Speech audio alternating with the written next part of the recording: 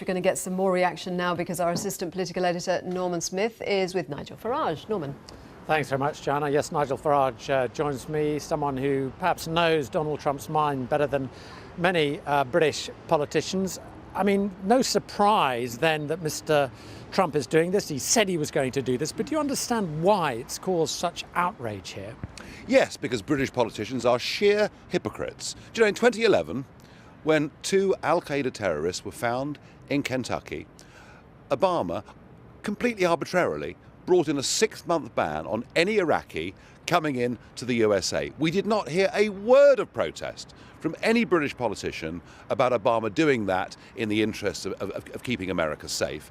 And what has happened here is the countries upon which Trump has put a temporary travel ban while they work out how they're going to put extreme vetting in place. That list was drawn up by the Obama administration, and what he is doing is implementing it. And it seems to me that when Obama does something, that's fine, but somehow Trump is in this category of being a bad guy. Let's be honest, this was all part of his manifesto.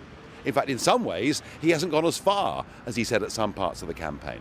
And you think that Britain ought to implement a similar process of excessive vetting? Well, I certainly do. Yes, of course I do. I mean, we already have a problem with homegrown terror. And goodness knows it's going to take us many years, to work on integration within our communities. The last thing we need to do is to add from it from outside. Mercifully, we are not part of the Schengen area. We see the terrible mistakes that Angela Merkel has made over the course of the last couple of years. And yes, I want us to be as careful as we can. But let's just be clear, the most recent terrorist acts carried out in Britain and America have not been by refugees, they've been by homegrown terrorists. And the danger of this policy is it alienates moderate, mainstream Muslim opinion. It makes it harder to fight terrorism. I don't think that moderate mainstream Muslim opinion will be at all worried about this policy. In fact, they'll be pleased. Well, they will if their relatives can't come here. Well, yeah, you were always going to find individual cases where a family will have a grievance. But overall, and I've got moderate Muslim friends living in this country, who feel every time there's a terror attack that their quality of life is declining hugely. So anything we can do to stop these things happening actually makes it better for everybody.